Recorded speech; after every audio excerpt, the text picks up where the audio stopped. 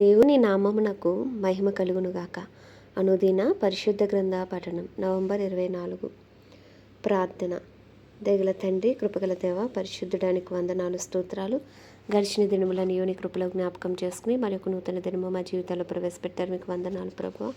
ఈ దినం వాక్యం ద్వారా మాతో మాట్లాడండి, మమ్మల్ని బలపరచండి. వినిన వాక్యం మా హృదయాలు ఫలింపచేసి వాక్యానుసారంగా జీవించుటకు నీ కృపను దయచేయమని యేసుక్రీస్తు అతి పరిశుద్ధ నామంలో అడిగి వేడుకొంచున్నాము పరమ తండ్రి, ఆమేన్. కొరింథీయులకు రాసిన మొదటి పత్రిక 1 నుండి 4 అధ్యాయములు. దేవుని చిత్తము వలన యేసుక్రీస్తు యొక్క అపోస్తలుడుగా ఉండుటకు పిలువబడిన పౌలును, సహోదరుడైన సొస్తెనేసును, కొరింథులోనున్న దేవుని సంఘమునకు అనగా క్రీస్తు యేసునందు పరిశుద్ధపరచబడిన వారే, పరిశుద్ధులుగా ఉండుటకు పిలువబడిన వారికిని, మనకును ప్రభువుగా ఉన్న మన ప్రభువైన యేసుక్రీస్తు నామమున ప్రతి స్థలములో ప్రార్థించు వారందరికీ శుభమని చెప్పి వ్రాయినది. మన తండ్రి అయిన దేవుని నుండి, ప్రభువైన యేసుక్రీస్తు నుండి కృపా సమాధానములు మీకు కలుగునుగాక. క్రీస్తు యేసునందు మీకు అనుగ్రహింపబడిన దేవుని కృపను చూచి మీ విషయమై నా దేవునికి ఎల్లప్పుడూ కృతజ్ఞతాస్తుతులు చెల్లించుచున్నాను. క్రీస్తును గూర్చిన సాక్ష్యం మీలో స్థిరపరచబడినందున ఆయన యందు మీరు ప్రతి విషయములోను అనగా సమస్త ఉపదేశములోను సమస్త జ్ఞానములోను ఐశ్వర్యవంతులైతిరి. గనుక ఏ కృపావరము నందును లోపము లేక మీరు మన ప్రభువైన యేసుక్రీస్తు ప్రత్యక్షత కొరకు ఎదురుచూచుచున్నారు. మన ప్రభువైన యేసుక్రీస్తు దినమందు మీరు నిరపరాధులై ఉండినట్లు అంతం వరకు ఆయన మిమ్మును స్థిరపరచును. మన ప్రభువైన యేసుక్రీస్తు అను తన కుమారుని సహవాసమునకు మిమ్మును పిలిచిన దేవుడు నమ్మదగినవాడు. సహోదరులారా, మీరందరూ ఏకభావంతో మాట్లాడవలననియు మీలో కక్షలు లేక ఏక మనస్సుతోనూ ఏక తాత్పర్యముతోనూ మీరు సన్నద్ధులై ఉండవలననియు మన ప్రభువైన యేసుక్రీస్తు పేరట మిమ్మల్ని వేడుకొంచున్నాను. నా సహోదరులారా, మీలో కలహములు కలవని మిమ్మల్ని గూర్చి క్లోయే ఇంటివారి వలన నాకు తెలియవచ్చును. మీలో ఒకడు నేను పౌలు వాడను, ఒకడు నేను అపోల్లో వాడును, మరి ఒకడు నేను కేఫా వాడను, ఇంకొకడు నేను క్రీస్తు వాడనని చెప్పుకొనిచున్నారని నా తాత్పర్యము. క్రీస్తు విభజింపబడి ఉన్నాడా? పౌలు మీ కొరకు సిలువ వేయబడిన పౌలు నామమున మీరు బాప్తిస్మం పొందితిరా? నా నామమున మీరు బాప్తిస్మం పొందితిరని ఎవరైనానో చెప్పకుండానట్లు క్రిస్పునకును గాయకును తప్ప మరి ఎవరికి నేను బాప్తిస్మం ఇయ్యలేదు. అందుకే దేవునికి కృతజ్ఞతాస్తుతులు చెల్లించుచున్నాను. స్టెఫను ఇంటి వారికి బాప్తిసం ఇచ్చితిని, వీరికి తప్ప మరి ఎవరికైనాను బాప్తిసం ఇచ్చితనేమో ఎరుగను. బాప్తిసం ఇచ్చుటకు క్రీస్తు నన్ను పంపలేదు, కానీ క్రీస్తు యొక్క సిలువ వ్యర్థము కాకుండానట్లు వాక్చాతుర్యము లేకుండా సువార్త ప్రకటించుటకే ఆయన నన్ను పంపెను. సిలువను గూర్చిన వార్త నశించుచున్న వారికి వెర్రితనము, కానీ రక్షింపబడుచున్న మనకు దేవుని శక్తి. ఇందు విషయమే జ్ఞానుల జ్ఞానమును నాశనము చేతును, వివేకుల వివేకమును శూన్యపరుతునని వ్రాయబడి ఉన్నది. జ్ఞాని ఏమయ్యను? శాస్త్రి ఏమయ్యను? ఈ లోకపు తర్కవాది ఏమయ్యను? ఈ లోక జ్ఞానమును దేవుడు వెర్రితనముగా చేసి ఉన్నాడు కదా. దేవుని జ్ఞానానుసారముగా లోకము తన జ్ఞానము చేత దేవునిని ఎరుగకుండినందున సువార్త ప్రకటన అను వెర్రితనము చేత నమ్మువారిని రక్షించుట దేవుని దయాపూర్వక సంకల్పమాయను. యూదులు సూచక్రియలు చేయమని అడుగుచున్నారు, గ్రీసు దేశస్థులు జ్ఞానం వెతుకుచున్నారు. అయితే మేము సిలువ వేయబడిన క్రీస్తును ప్రకటించుచున్నాము. ఆయన యూదులకు ఆటంకముగాను అన్యజనులకు వెర్రితనముగాను ఉన్నాడు. కానీ యూదులకేమి గ్రీసు దేశస్థులకేమి పిలువబడిన వారికే క్రీస్తు దేవుని శక్తియును దేవుని జ్ఞానమునై ఉన్నాడు. దేవుని వెర్రితనము మనుష్య జ్ఞానము కంటే జ్ఞానము గలది, దేవుని బలహీనత మనుషుల బలము కంటే బలమైనది. సహోదరులారా, మిమ్మును పిలిచిన పిలుపును చూడుడి. మీలో లోకరీతిని జ్ఞానులైనను గనులైనను గొప్ప వంశము వారైనను అనేకులు పిలువబడలేదు, కానీ ఏ శరీరియు దేవుని ఎదుట అతిశయింపకుండానట్లు జ్ఞానులను సిగ్గుపరచుటకు లోకంలో ఉండు వెర్రివారిని దేవుడు ఏర్పరచుకుని ఉన్నాడు. బలవంతులైన వారిని సిగ్గుపరచుటకు లోకంలో బలహీనులైన వారిని దేవుడు ఏర్పరచుకొని ఉన్నాడు. ఎన్నికైన వారిని వ్యర్థము చేయుటకు లోకములో నీచులైన వారిని, తృణీకరింపబడిన వారిని, ఎన్నిక లేని వారిని దేవుడు ఏర్పరచుకొని ఉన్నాడు. అయితే ఆయన మూలముగా మీరు క్రీస్తు యేసునందు ఉన్నారు. అతిశయించువాడు ప్రభువునందే అతిశయింపవలెను అని వ్రాయబడినది. నెరవేరునట్లు దేవుని మూలముగా ఆయన మనకు జ్ఞానమును, నీతియు, పరిశుద్ధతయు, విమోచనయు ఆయన. 2వ అధ్యాయము. సహోదరులారా, నేను మీ వద్దకు వచ్చినప్పుడు వాక్చాతుర్యంతో గాని జ్ఞానాతిశయంతో గాని దేవుని మర్మమును మీకు ప్రకటించవచ్చు వచ్చిన వాడను కాను. నేను యేసుక్రీస్తును అనగా సిలువ వేయబడిన యేసుక్రీస్తును తప్ప మరి దేనిని మీ మధ్య ఎరుగకుందునని నిశ్చయించుకుంటుని. మరియు బలహీనతతోనూ భయముతోనూ ఎంతో వణుకుతోనూ మీ వద్ద ఉంటిని. మీ విశ్వాసము మనుషుల జ్ఞానమును ఆధారం చేసుకొనక దేవుని శక్తిని ఆధారం చేసుకొని ఉండవలను. నేను మాట్లాడినను సువార్త ప్రకటించినను జ్ఞానయుక్తమైన తీయని మాటలను వినియోగింపగా పరిశుద్ధాత్మయు దేవుని శక్తియు కనపరచు దృష్టాంతములనే వినియోగించితిని. పరిపూర్ణులైన వారి మధ్య జ్ఞానమును బోధించుచున్నాను. అది ఈ లోక జ్ఞానము కాదు, నిరర్ధకులై పోవచ్చున్న ఈ లోకాధికారుల జ్ఞానమును కాదు గాని దేవుని జ్ఞానము మర్మమైనట్టుగా బోధించుచున్నాము.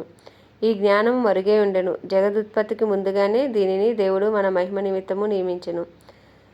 అది లోకాధికారులలో ఎవనికిని తెలియదు. అది వారికి తెలిసి ఉండినలా మహిమాస్వరూపియగు ప్రభువును సిలువ వేయకపోయి ఉందురు. ఇందుని గూర్చి దేవుడు తన్ను ప్రేమించి వారి కొరకు ఏవి సిద్ధపరిచినో అవి కంటికి కనబడలేదు, చెవికి వినబడలేదు, మనుష్య హృదయమునకు గోచరము కాలేదు అని వ్రాయబడి ఉన్నది. మనకైతే దేవుడు వాటిని తన ఆత్మ వలన బయలుపరిచి ఉన్నాడు. ఆ ఆత్మ అన్నిటినీ దేవుని మర్మములను కూడా పరిశోధించుచున్నాడు. ఒక మనుష్యుని సంగతులు అతనిలో ఉన్న మనుష్యాత్మకే గాని మనుషుల్లో మరి ఎవరికిని తెలియను. అలాగే దేవుని సంగతులు దేవుని ఆత్మకే గాని మరి ఎవరికిని తెలియవు.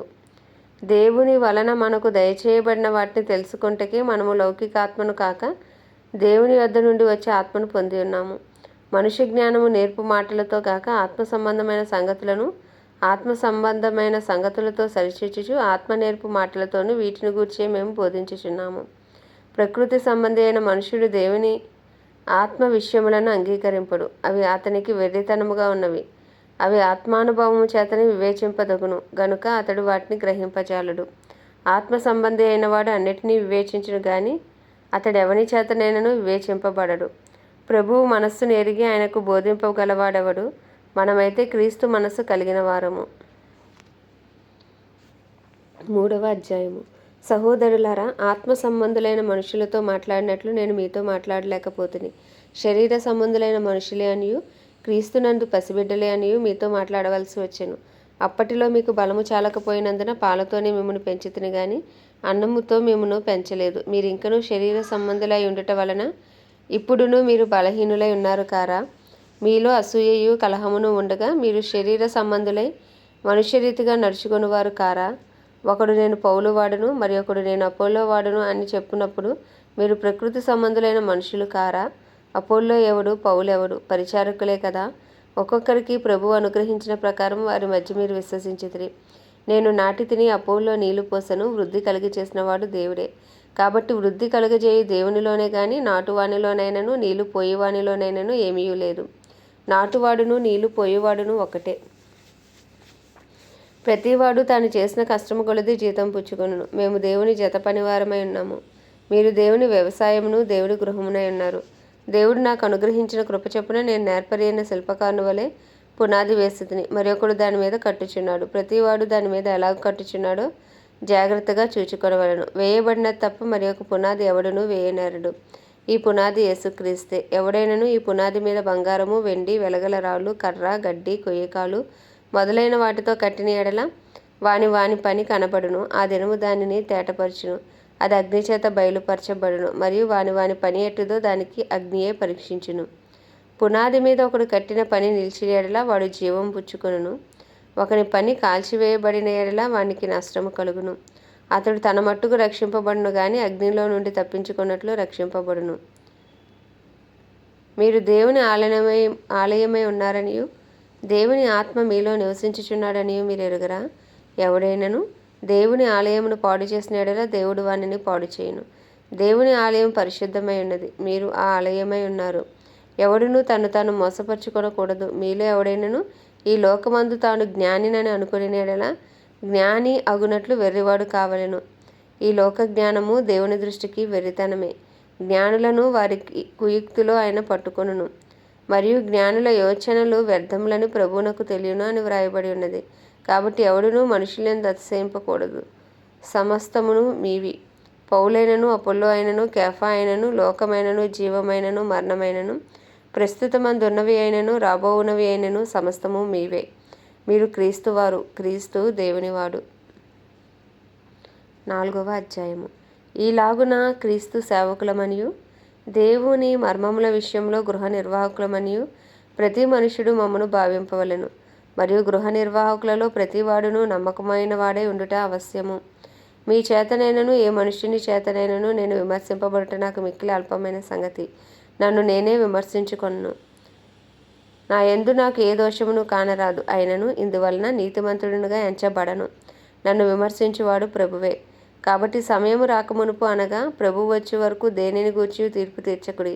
ఆయన అంధకారమందుల రహస్యములను వెలుగులోనికి తెచ్చి హృదయములలోని ఆలోచనలను బయలుపరిచినప్పుడు ప్రతి వానికిని తగిన మెప్పు దేవుని వలన కలుగును. సహోదరులారా, మీరు మమ్మను చూచి లేఖనముల యందు వ్రాసియున్న సంగతులను అతిక్రమింపకూడదని నేర్చుకొని మీరు ఒకని పక్షమున మరి ఒకని మీద ఉప్పొంగకుండునట్లు ఈ మాటలు మీ నిమిత్తమే నా మీదను అపోలో మీదను పెట్టుకొని సాదృశ్య రూపంగా చెప్పి ఉన్నాను.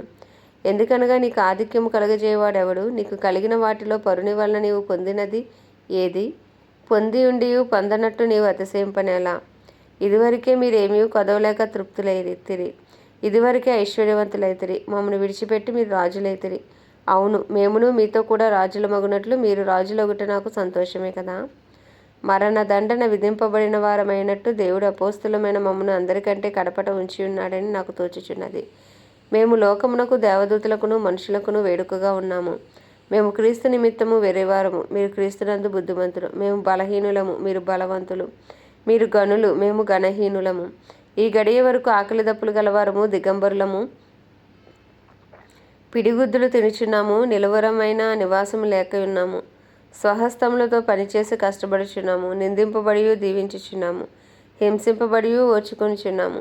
దూషింపబడి బతిమాలు కొనుచున్నాము. లోకమునకు మురికిగాను అందరికీ పెంటగాను ఇప్పటి వరకు ఎంచబడి ఉన్నాము. మిమ్మును సిగ్గుపరచవలని కాదు గాని నా ప్రియమైన పిల్లలని మీకు బుద్ధి చెప్పుటకు ఈ మాటలు వ్రాయుచున్నాను. క్రీస్తునందు మీకు ఉపదేశకులు 10,000 మంది ఉన్నను, తండ్రులు అనేకులు లేరు. క్రీస్తు యేసునందు సువార్త ద్వారా నేను మిమ్మల్ని కంటిని గనుక మీరు నన్ను పోలి నడుచుకుని వారే ఉండవలనని మిమ్మను బతిమాలుకొనుచున్నాను. ఇందు నిమిత్తము ప్రభువునందు నాకు ప్రియుడును నమ్మకమైన నా కుమారుడునగు తిమోతిని మీ వద్దకు పంపి ఉన్నాను. అతడు క్రీస్తునందు నేను నడుచుకుని విధమును, అనగా ప్రతి స్థలములోను ప్రతి సంఘములోను నేను బోధించే విధమును మీకు జ్ఞాపకము చేయును. నేను మీ వద్దకు రానని అనుకొని కొందరు ఉప్పొంగుచున్నారు. ప్రభువు చిత్తమైతే త్వరలోనే మీ వద్దకు వచ్చి ఉప్పొంగుచున్న వారి మాటలను కాదు, వారి శక్తినే తెలుసుకొందును. దేవుని రాజ్యము మాటలతో కాదు, శక్తితోనే ఉన్నది. మీరేది కోరుచున్నారు? బెత్తముతో నేను మీ వద్దకు రావలెనా? ప్రేమతోనూ సాత్వికముతో మైన మనస్సుతోనూ రావలెనా? దేవుడి పరిశుద్ధ వాక్యము మన వినికిడిలో దీవించునుగాక. ప్రార్థన. దయగల తండ్రి, కృపగల దేవ, పరిశుద్ధుడానికి వందనాలు, స్తోత్రాలు. జీవాధిపతి, న్యాయాధిపతి, మహిమా ఘనతకు అర్హుడా, యోగ్యుడా, పూజ్యుడా, కృపను చూపుటకు ఐశ్వర్యవంతుడా, కృపాసత్య సంపూర్ణుడానికి వందనాలు నాయన. మన దిన అపరాధములు, మా పాపములు, మా దోషములు, మా అతిక్రమములను దయతో క్షమించండి. నీ పరిశుద్ధ రక్తంతో అయ్యా మమ్మల్ని కడిగి పవిత్రపరిచి పరిశుద్ధపరిచి నీ సన్నిధి కాంతిని మా మీద ప్రకాశింపచేయమని, మీ ముఖ కాంతిని మా మీద ప్రకాశింపచేయమని, మా కుటుంబాలలో నీ వెలుగును ప్రకాశింపచేయమని ప్రార్థిస్తున్నాం ప్రభా. అయ్యా మన దిన అపరాధములన్నిటినీ క్షమించండి. మా కుటుంబస్తుల అపరాధములు క్షమించండి. అయ్యా మాలో, మా కుటుంబాల్లో మీరు నాయన మీరే ఉండమని ప్రార్థిస్తున్నాం ప్రభా. నాయన నీకే వందనాలు, స్తోత్రాలు. మా యజమానుడిగా మీరే ఉండమని ప్రార్థిస్తున్నాం ప్రభా. నీకే స్తుతులు, స్తోత్రాలు చెల్లించుకుంటున్నాం. మా బంధువులు, మా స్నేహితులు, మా ఇరుగు పొరుగు అందరినీ మీరు రక్షించండి. ఏ ఒక్క ఆత్మ నశించిపోవటం నీ చిత్తము కాదన్నావు. అందరూ సత్యమును గురించి అనుభవ జ్ఞానం గలవారే ఉండాలని నిశ్చయించున్నాను అన్నావు ప్రభా. నాయన నీ చిత్తము జరుగునుగాక, నీ రాజ్యము వచ్చునుగాక అని ప్రార్థిస్తున్నాం. ప్రత్యేకించి దైవజనులందరి కొరకు ప్రార్థిస్తున్నాం. ధైర్యంతో వాక్యమును బోధించి అనుకూల సమయంలో వారికి అనుగ్రహించండి. వారి రాకపోకలని కాపుదల భద్రత ఉంచండి ప్రభువా. అయ్యా వారి అవసరతలన్నీ నీ మహిమేశ్వరంలో తీర్చండి. వారిని, వారి కుటుంబాలను నీ రక్త ప్రోక్షణ కింద ఉంచమని ప్రార్థిస్తున్నాం. క్రైస్తవులందరి కొరకు ప్రార్థిస్తున్నాం ప్రభా. క్రైస్తవులందరినీ రూపాంతరపరిచి నీ రూపులోకి మార్చుకోండి. అయ్యా తండ్రి, గొప్ప దేవుడా తండ్రి, డినామినేషన్స్ భేదములు తొలగించండి. అందరూ ఏకతాటిపైకి వచ్చే కృపను దయచేయండి. నీ పత్రికలుగా మీరు వాడుకోండి. ఏకాత్మ, ఏక మనసు దయచేయండి. పరిశుద్ధాత్మను వరమును అయ్యా బలముగా నాయన క్రైస్తవ్యం మీద కుమ్మరించమని క్రైస్తవులందరూ ఆత్మానుసారంగా జీవించడానికి నీ కృపను దయచేయమని వేడుకొనిచున్నాం. అయ్యా అలాగే నాయన ప్రపంచ దేశముల కొరకు వాటిని పరిపాలిస్తున్న రాజులు వారి కింద పనిచేసిన అధికారుల కొరకు ప్రార్థిస్తున్న ప్రభు అందరికీ నీతి న్యాయంతో పరిపాలించడానికి కావాల్సిన బుద్ధి జ్ఞాన వివేకములను అనుగ్రహించండి. అయ్యా తండ్రి ప్రపంచ దేశాలన్నింటిలో నీ చిత్తము జరిగించండి. అయ్యా తండ్రి ఇంకను సువార్త అందని గ్రామాలు ప్రాంతాలు పట్టణాలు పట్టబడినట్లు సువార్థికులను లేపండి, పరిచారకులను లేపమని ప్రార్థిస్తున్నాం ప్రభా. ప్రత్యేకించి భారతదేశం కొరకు ప్రార్థిస్తున్నాం. 144 కోట్ల భారతదేశ ప్రజలను రక్షించండి. వారి మనోనేత్రాలు తెరవండి, వారి హృదయాలు తెరవండి. అయ్యా తండ్రి నాయన సువార్తకు విరోధంగా నాయన మా దేశంలో అయ్యా తండ్రి నాయన రూపించబడుతున్న ప్రతి ఆయుధమును ఇప్పుడు యేసుక్రీస్తునామములో లయపరుస్తున్నాం ప్రభా. అయ్యా మతోన్మాదులు మత ఛాందస్వాదుల నుంచి దేశానికి విడుదల దయచేయండి ఆయన.